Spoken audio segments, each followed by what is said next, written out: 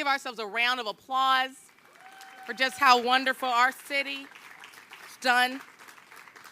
Thank you all for joining us today after a historic and record-breaking week for the city of Detroit and the state of Michigan. There are so many people to acknowledge and thank for their contributions to a successful week. First, it's important to thank and recognize the people of our great city of Detroit and Southeast Michigan. You all showed up and were great ambassadors to tens of thousands of out-of-town guests. Secondly, I want to thank all the workers, vendors, and volunteers who welcomed the 775,000 attendees and helped make their experiences memorable. Thank you so much to each and every one of them. Finally, and most importantly, the local organizing committee thanks the Detroit Police Department, the Fire Department, and the public safety professionals who worked tirelessly over the past week to keep everyone safe. Let's give them a round of applause. And now, it is my absolute pleasure to introduce my brilliant co-chair for the local organizing committee, Claude Molinari, President and CEO of Visit Detroit.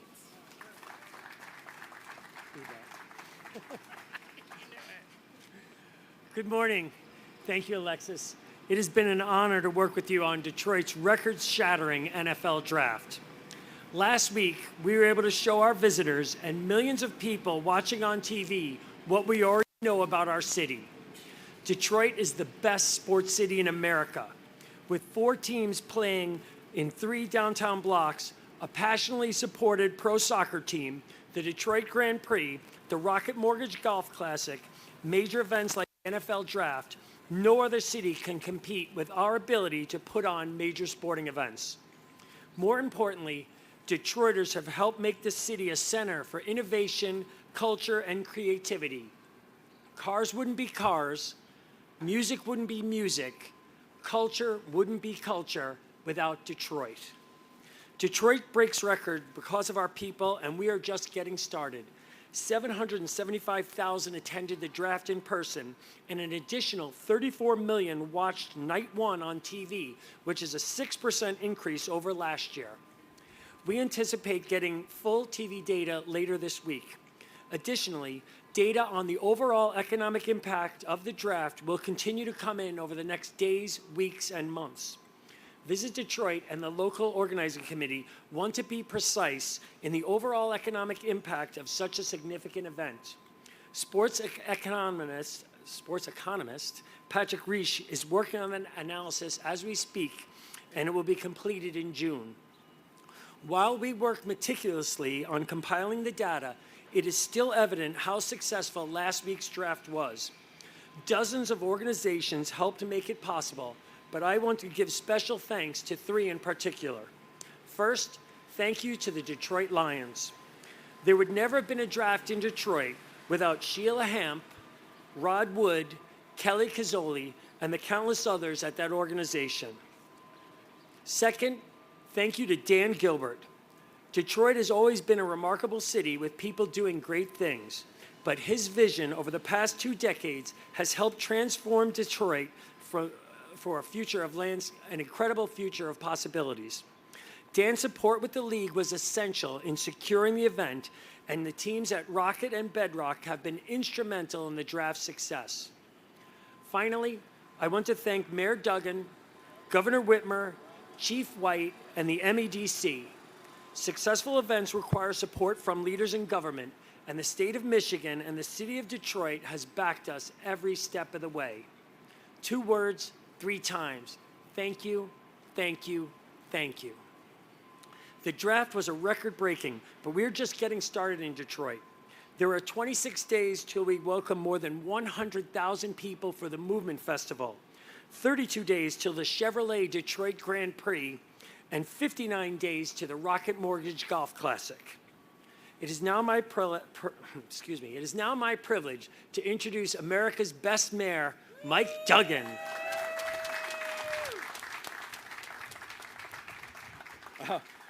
Well, good morning. Got up this morning to read rave reviews from news media outlets across America about how Detroit hosted the best draft ever.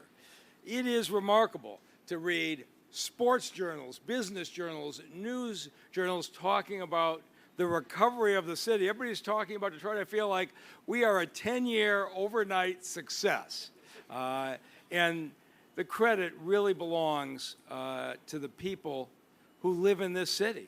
I mean, every single story you saw, they talked about the warmth and the graciousness of Detroiters, how welcoming this city was. We made an impression that I think is going to last a long time, and Detroiters should be proud of the way we welcomed America. I got so many people that I want to thank, and I do want to take the time to do it because this was a remarkable event. Gave us the chance, Sheila Hamp and Rod Wood, who pitched so hard to get it. You couldn't be up and down the street without thinking about what Dan Gilbert has done and how much he has meant. And Mark Hollis and Jared Fleischer and his team behind the scenes that had so much to do with this. Of course, Claude Molinari and Alexis leading this effort publicly. Eric Larson of the Downtown Detroit Partnership, which interestingly was a creation of Roger Penske from the 2006 Super Bowl and has carried over and is continuing to do great things. And you want to see how good they are. You wouldn't know we had 775,000 people out here 48 hours ago. We are ready to go again on Monday morning. Charity Dean and the Metro Detroit Black Business Alliance, we had 60 Detroit companies who were working here. This has been different than the other NFL drafts. It was Detroit companies who did the work, whether it was food, supplies, furniture. You're going to hear from a few of them, but I understand the NFL is now asking them to help future cities talk about how the local businesses benefit when the NFL comes to town. Of course, our secret weapon, my brother Dan, the walking encyclopedia, the NFL draft, who had so much to do with the vision of the fan experience. And I want to take a minute to thank the city staff. I came back from Kansas City a year ago, and I saw those 300,000 people in the country focused on Kansas City, and I realized we were going to have the national spotlight. And most administrations, no matter what level of government you're in, by the 10th year, you're kind of getting stale and you've been there for a while. I said to them, we have 365 days. Everything has to be fixed. The amount of pressure that the city management felt for the last year and the way they performed is remarkable. I'll never get them all, but the General Services Department made this city so beautiful. Brad Dick, Jessica Parker, Krista Powell, the whole team. Didn't the city look great? Sam Krasenstein and the amazing transportation plan, which I never thought I'd be getting compliments from strangers out of town on how our transportation worked. Ron Brundage on the DPW side, Todd Bettison, who troubleshot everything, Antoine Bryant, and the planning. Everybody deserves enormous credit. I also am going to give a shout out to somebody whose name you haven't heard, but I will always be grateful for. And that's David Lewis, the CEO of AT&T. So this is a story we never would have told in the last 3 days. But at 10 o'clock on Thursday morning, I'm on the golf cart doing the final tour. Everything looks flawless. People are lined up all the way down. And we're supposed to open. The cell phone rings, and it's Chief White. And he says, we got a problem. We're dark. I said, what does that mean, you're dark? He says, I'm telling you, I'm in the real-time crime center. The feed has been cut. We have no camera view of the entire footprint. And I think this is his idea of a late April Fool's joke. He says, I am not comfortable with people pouring in here if we can't run our full protection system, and nobody can tell me what's wrong. I got on the phone to the one guy I knew could do it, David Lewis, the CEO of AT&T. They had to pull him out of an event, and it's 10 o'clock in the morning. I said, David, I don't know what you have planned for the next couple hours, but I kind of need your help. And he listened. He said, I got you. 5 minutes later, he called back. He says, I got my best people on him. I told him, don't waste a single minute trying to figure out what's wrong with the system. You run a backup line to DPD headquarters right away. Now, as it turns out, as we discovered later, a construction company doing groundwork that had nothing to do with the plant cut through a fiber optic line 2 hours before the draft was supposed to open. and left us dark. AT&T got the backup line installed so fast, we actually opened the gates a half hour early and let people in. So David Lewis deserves a Spirit of Detroit Award. And finally, I think you all know this. The Detroit Fire Department, EMS, were great, but everybody I talked to talked about the Detroit police officers. Our 2,500 men and women had their vacations and leaves canceled for 3 days. They were out on their feet 10, 12 hours a day, even by the end of the day Saturday. They were smiling and greeting people. It was tremendous. But Chief White was the leader. And there was a lot of tension early on in the design. The NFL wanted that shot you all saw down Campus Martius. I knew if we put the draft there, that meant the NFL zone could never contain all the people who were going to show up. It meant we had to use all of downtown, from Corktown to Grand Circus Park to Eastern Market, something no NFL draft has tried. And I told the NFL, I really don't care what you say. I want Chief White to tell me he's got a security plan that can protect not only the NFL zone, can protect all of downtown and maintain full services in the neighborhood on a warm weekend in the city of Detroit. And the chief came out with his plan, and he said the city and the businesses would do so much better if we put this in downtown. He says, you put it there, we will secure it. And I want to now welcome the most valuable player in the NFL draft, as far as I'm concerned, Chief James White.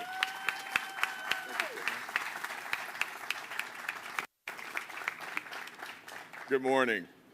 Thank you, Mr. Mayor, and thank you for knowing David Lewis at AT&T. This is awesome. Officers did an amazing job keeping this city safe. Our strategy was no one will go 20 yards, keeping with the sports theme, without seeing a police officer. And we wanted to be courteous.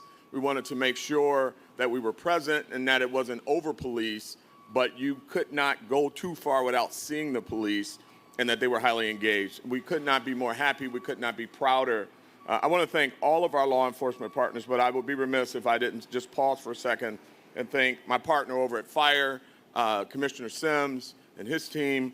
They were just amazing. I want to also thank AC Fitzgerald, who's right now getting checked out because he's a little sore from all the walking, but he just partnered with me and put together an amazing plan, handled the staffing, and just did an incredible job. I also want to just take a moment, because it is important, to thank our federal, state, and local partnerships, including the Royal Oak Police Department, the Oakland County Sheriff. We needed dogs. We got dogs. And Deputy Mayor knows that I called him one day and said, we don't have enough dogs.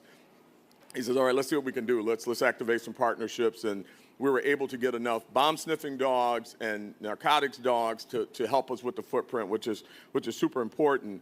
I also want to talk about CTAT. That's our counterterrorism partnerships, which has a very heavy name, but the technology and the information that they brought to this program was incredible. ATF, FBI, and the list just goes on. And certainly our Wayne County Sheriff's Department was there when we need them. Detroit's a great place. Now the world sees it.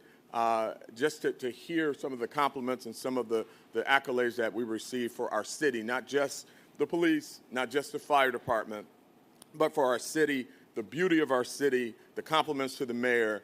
It was a very proud day for us and the police department. And the reason that they were smiling, Mr. Mayor, the officers, that is pride. So thank you all.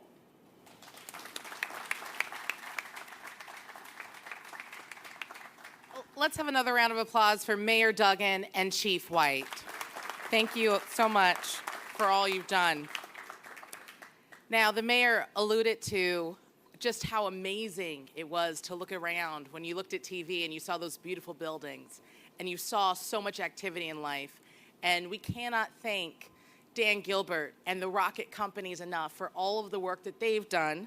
And now I'd like to introduce Bill Emerson, President of Rocket Companies. Thank you, Alexis. Good morning, Detroit. Good morning. So I got to start with one word. Wow. Just wow. To the local operating committee, organizing committee, Claude, Dave, Marty, wow. To the city of Detroit, Mayor Duggan, Chief White, 775,000 people downtown in 3 days. Not one significant issue. Think about that for a second. That is unbelievable. And, of course, all of the sponsors and the partners that helped put this thing together, raise the money to be able to do it, thank you all for what you did. As you can tell, I'm still in a little bit of awe about what happened this past weekend. Detroit showed up every single day. The way they showed up was exhilarating, phenomenal, but not the least bit surprising, because that's just what we do in Detroit, right? We knew our city would make history happen like we've done time and time again. I personally had a lot of high expectations about how this draft was going to go, and I got to tell you, every single one of them was exceeded. In all my years in Detroit, I have never experienced the gratitude from so many for the work we were able to do together. I'm proud to stand here today and represent Rocket, whose role was instrumental in bringing this monumental event to life. Countless team members across the family of companies, including Bedrock, Rocket Companies, Rock Events, Rocket Mortgage, Rock, and others, they poured their heart, soul, time, and energy in delighting hundreds of thousands of attendees and showing them what Detroit was all about. I couldn't stand up here without taking a moment to say something about Dan and Jennifer Gilbert and to thank them specifically for their vision and everything they've done for Detroit over the last 15 years. We would not have had the outcome we had today if it wasn't their dedication and continued investment in the city's revitalization.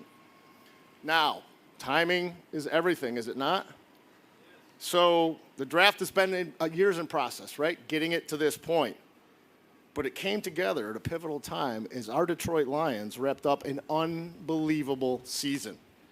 So we have to say thank you to the Lions for the critical role they played in ensuring this draft came to Detroit.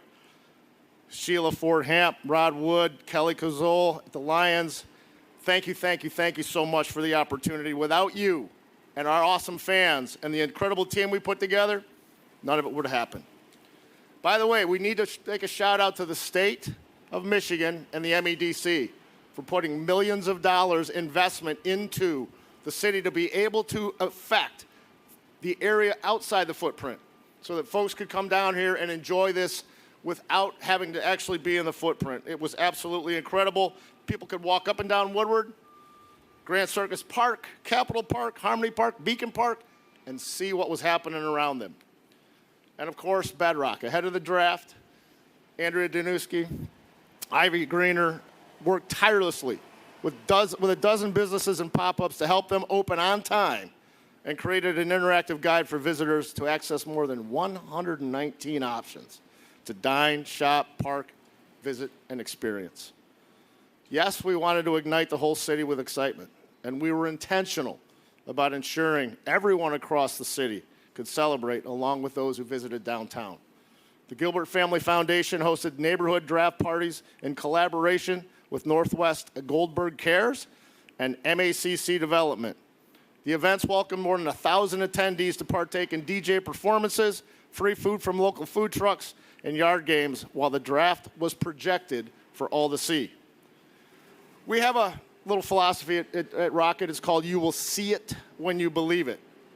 And what we witnessed this past weekend is proof of what can happen when people come together in pursuit of a common belief. I think everyone who attended the draft felt the catalytic moment we witnessed. We shattered. We didn't break. In Detroit style, we shattered the previous effort by nearly 200 memory for experience the upward trajectory of a great American city. But the work is not done. We have momentum now. We've created an opportunity. People have seen what Detroit can do. 1,068 days from now, the Final Four will be here. There will be more things that happen in between. And it's incumbent upon us to continue to recruit, to talk about Detroit, to bring development we need for the city of Detroit to continue to make Detroit and Michigan an incredible place to be. Thank you all for your time. Back to you. Thank you so much, Bill.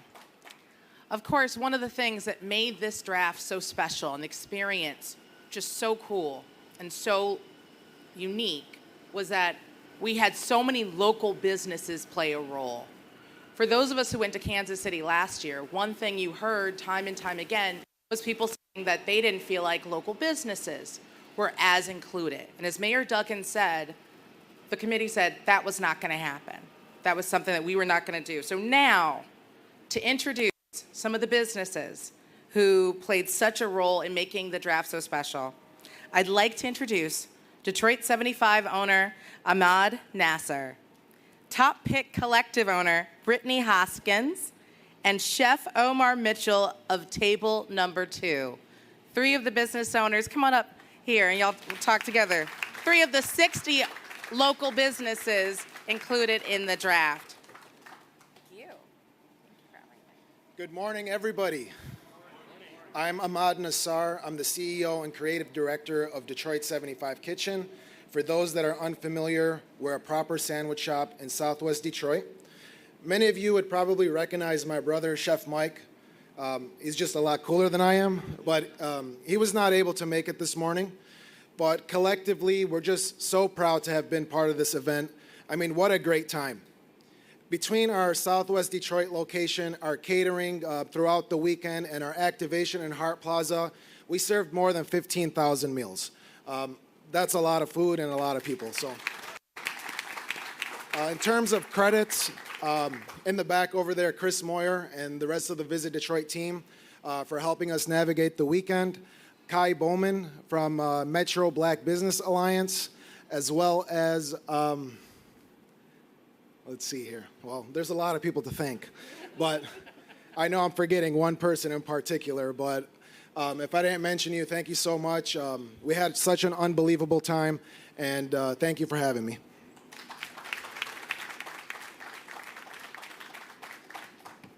Good morning, everyone. One word describes this feeling, like Bill mentioned, wow.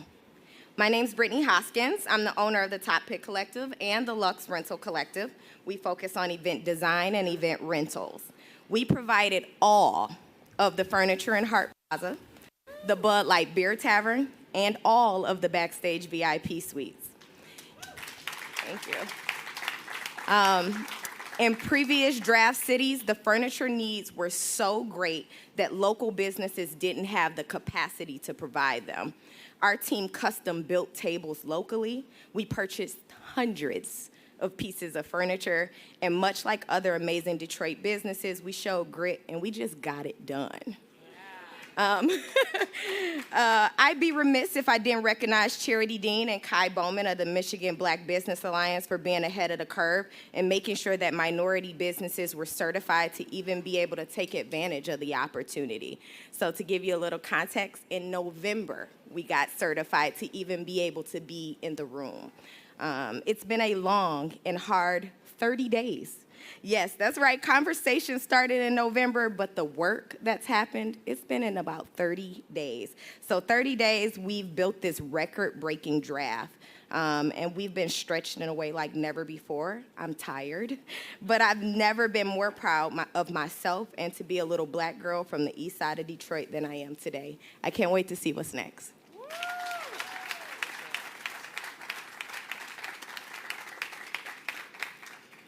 Well, good morning.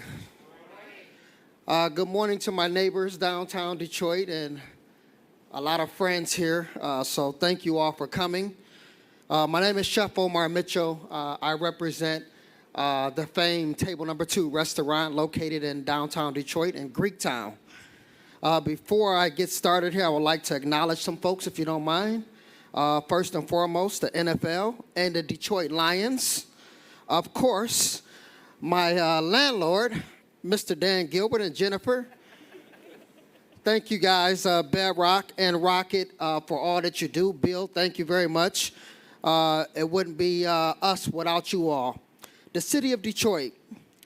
I had the honor and pleasure to sit next to Mr. Mayor. He's been a longtime friend of mine, and we were just talking about where things started. We originally were on Livernois, so to be able to share the story of being where we're at now to where we come from has been a great testimony from myself and Mr. Mayor.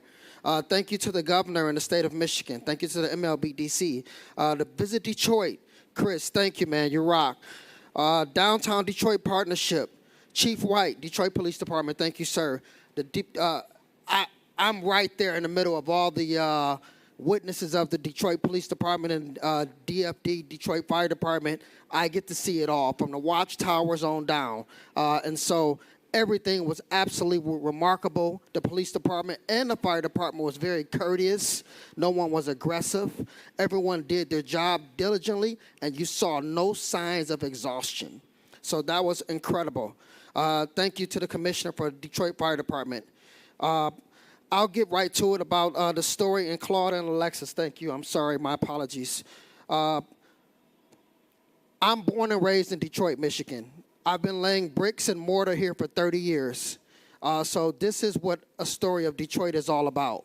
Someone that was born here, that went to high school here, that have been laying bricks here forever.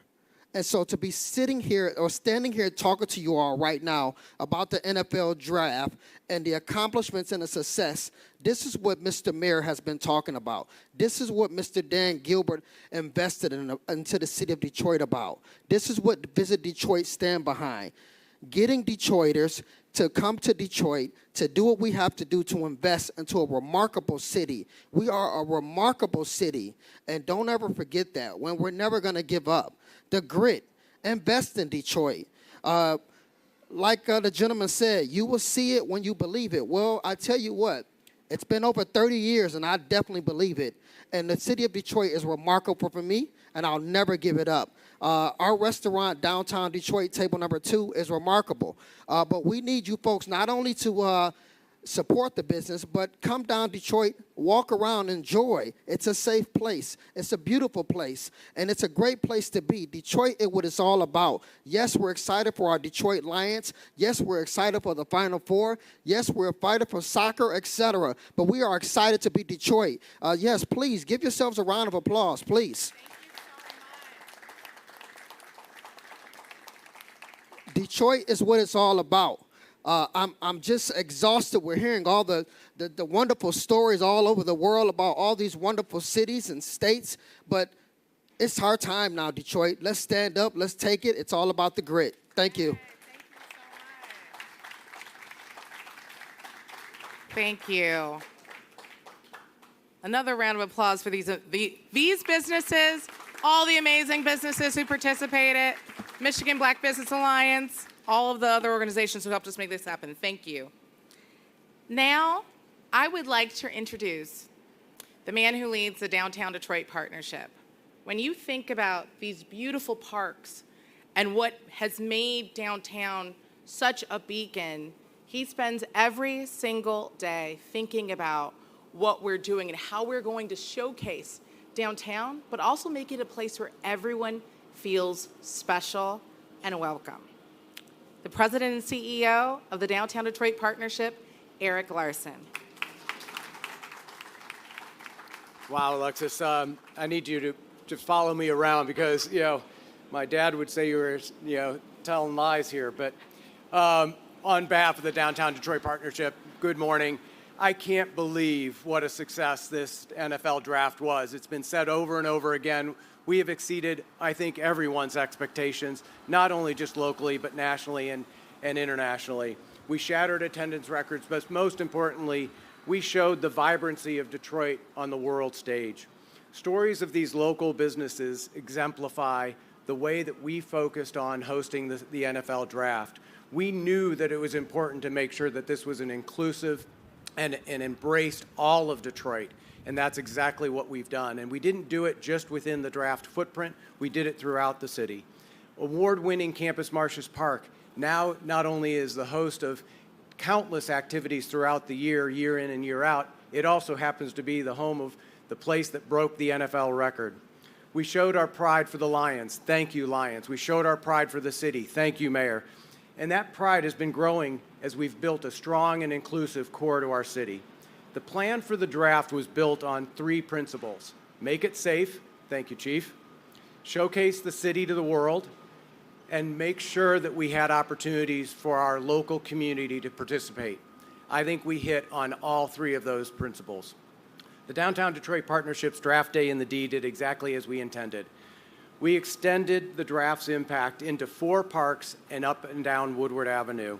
We saw amazing results. 4 times the number of visitors in Grand Circus Park each of the 3 days than a traditional Tigers opening day, and we know how big opening day is in Detroit.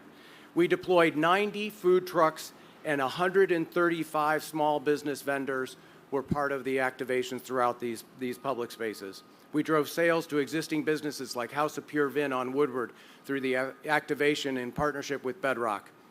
The NFL programming at PAL and the Park and Ride activations in Corktown allowed for 40 Detroit vendors to do a block party. That would never have happened without the intention and the deliberateness of our planning. All Things Marketplace in Corktown saw the best sales they've ever had since they opened those 3 days of the draft. Our parks had 37 performances and artist opportunities. We set up 10 20-foot viewing screens throughout the city so people had a place to watch the draft everywhere they went. 160 volunteers, over 100 of our ambassadors kept the city clean and welcoming. And of course, we sold over 30,000 beers at Draft Day in the D. NFL was unforgettable for a lot of reasons, but it showed what Detroit is. It showed our culture, it showed our downtown, and most of all, it showed Detroit's passion. I could not be prouder of the team that we got to do this with. Alexis, Claude, you led an amazing result. Couldn't be happier to be part of it, and what a fantastic result for the city. Go Detroit.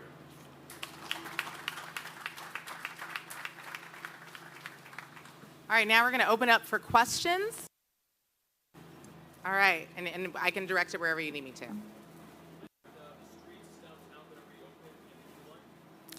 When are the streets downtown going to reopen and the queue line? Where's Sam? Sam? You need to sit in the front. And another round of applause for this guy. He worked around the clock, talking to MDOT, talking to everybody, making it happen, so thank you. Hey, good morning, everyone. So the build-out of the draft took almost 4 weeks to complete. It started at the end of March, and we're planning to have everything be reopened within a week. By Tuesday, May 7th, all of the streets should be completely reopened.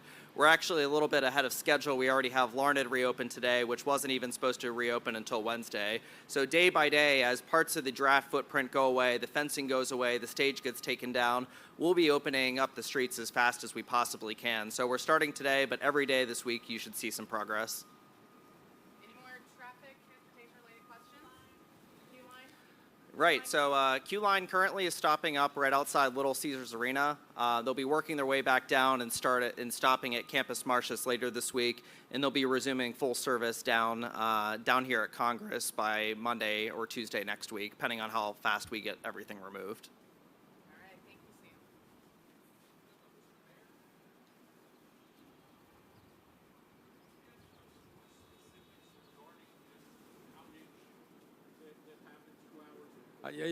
You know, you're going to have to ask the chief. I actually don't know anything except the chief told me that the power went off, and David Lewis told me the power went on. And in between, chief probably knows more than I do. So with our real-time crime center, we have a constant feed of the footprint. We also have a backup. When I came in and we did our morning briefing, we go into the real-time crime center. We go dark on the footprint. We roll into our backup. But we didn't have the visuals that we needed to ensure the safety and execute our strategy. When we went dark, I called the mayor, and thank goodness he knew this gentleman, and he went right to work. I don't know the exact location of the cut, but it was during part of the installation for the draft. It was that morning at 8 o'clock when that cut happened.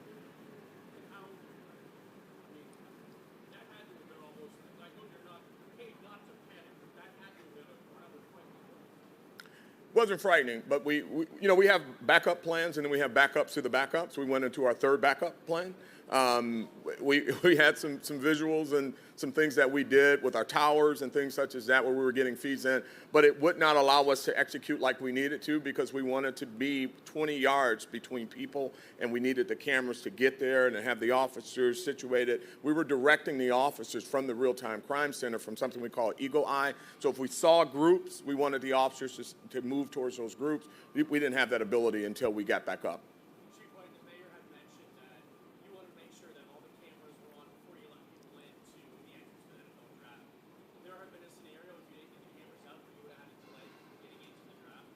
Yeah, and we had a plan for that too. So initially, what we wanted all cameras hot before they walked in, and they were, by the way. We were able to get things back up and running.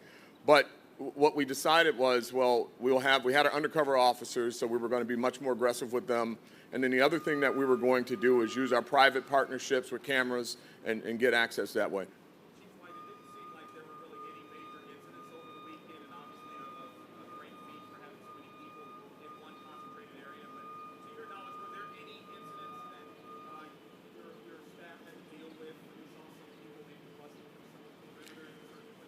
Yeah, I mean, that wasn't that big of a deal. I mean, it was a large number of people. 775,000 people over 3 days, plus 8 additional activations. And we had a total of 2 juveniles detained over the 3 days for fighting, nothing significant, and 2 arrests, 2 adult arrests in 3 days in the footprint. So, very, very happy with that.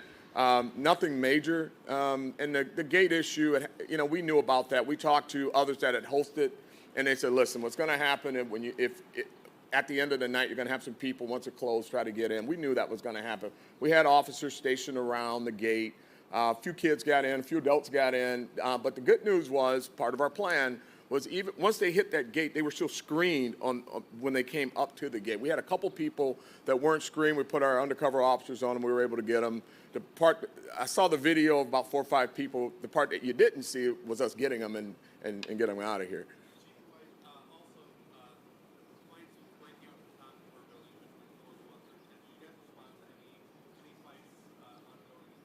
I'm sorry? I don't know. I don't have any update on that.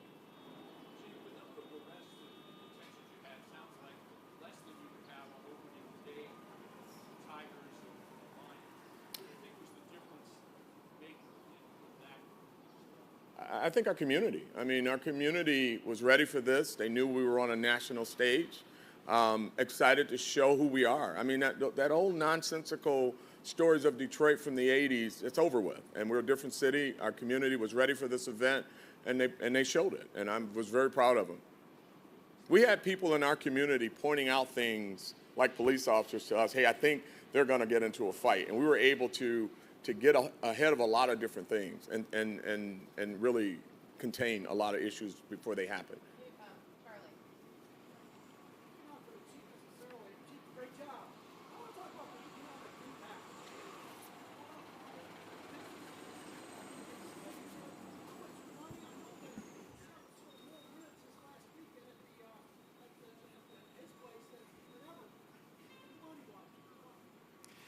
We're in the process of going after that, Charlie, but I would imagine that, our original estimates were somewhere between 150 and 175 million. I think we're going to go way beyond that. And I'll say this, last week, so the week before the draft, was our best hotel revenue week of 2024.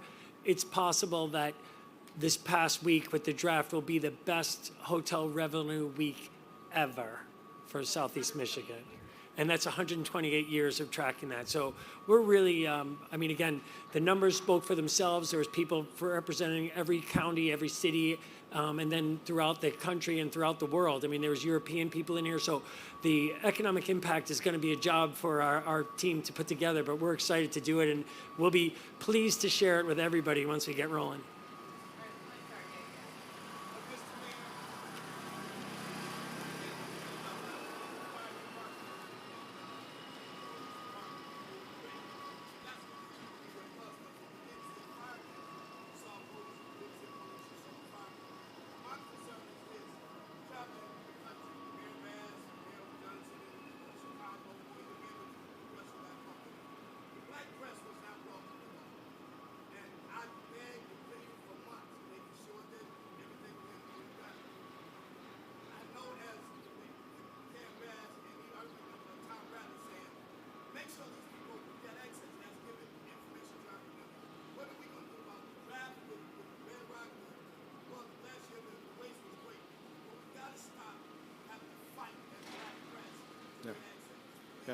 let you have it.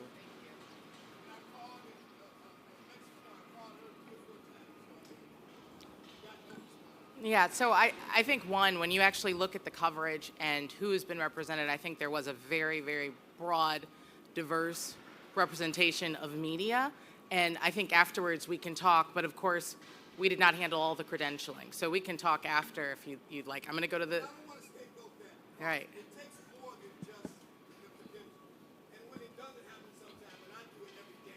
Mm-hmm.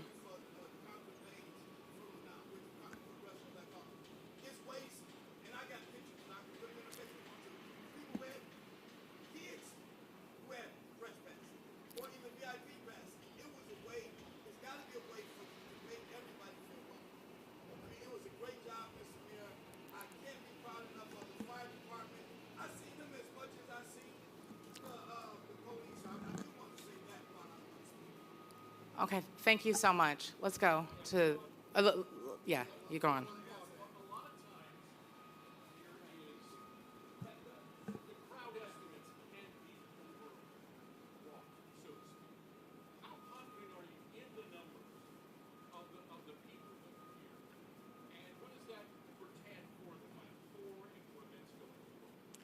Well, I'm very confident in, again, the NFL One Pass app was the download, and as people are going through the entrances, those cell phones are being picked up by all this AI intelligence, so we feel very confident about that. Frankly, I think the 775,000 was in our footprint. That doesn't necessarily take into account all the people that were in Capitol Park, Beacon Park, all the other activations, the Corner Ballpark, Eastern Market, Greektown. So we're excited about that. And again, I just think that this platform for the National Football League hosting this draft here and the positive impact that is going to come around, I think it's going to change the perception of really the nation. And my counterparts throughout the country have been texting and emailing me for the last several days saying, like, wow, you guys, you could never have a better platform to showcase the change and transformation of Detroit. And we're just so thrilled with it because I think this is going to be a stepping stone for our community, our region, our state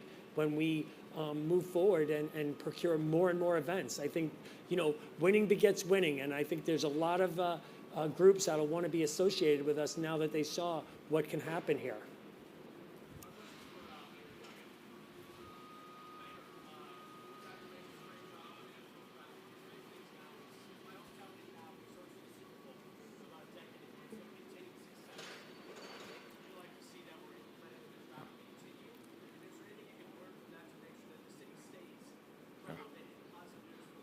Yeah. So you ought to sit in one of our cabinet meetings on a Wednesday morning. Every single thing we talked about was we are building this for the long run. The fountain is going to work for the long run. We've taken over the freeway cleanups for the long run. The blight removal that has been accelerated, things like the Packard plan and the East Side YMCA is fixed for the long run. But what we needed to do was change our national reputation. And we had a plan, and the State of the City speech laid it out there and put a lot of pressure on us. There was a huge amount of information went out to the national media on the $1 billion that we had invested in affordable housing and why we don't have homeless encampments in the city of Detroit, the $3 billion in black wealth gains in the last 10 years in the neighborhoods and why the neighborhoods have come back. We very consciously built up a national narrative and shared all of that with the national media. And I've got to say, I was really pleased, and I think there'll be a significant lasting effect. And so Claude will do his numbers over the 3 days. My question is going to be over the next 3 or 4 years. I think you're going to hear young people start their careers, and they could have taken jobs in a lot of cities. I think you're going to see them choose Detroit. They never would have thought of it. I think you're going to see businesses open in Detroit that never would have occurred to them before. That's going to be the real measure, is over the next 3 or 4 years, do we see the kind of acceleration in people moving here and businesses expanding here. That was the goal. I think we executed last week really well, and now we go back to work today.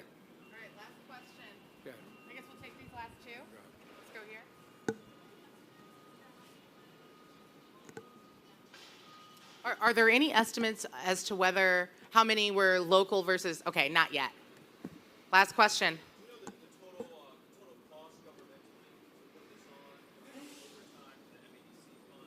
I don't think we have any of that yet, but when we do, we'll share with our final report in June. So, all right, thank you all for being here.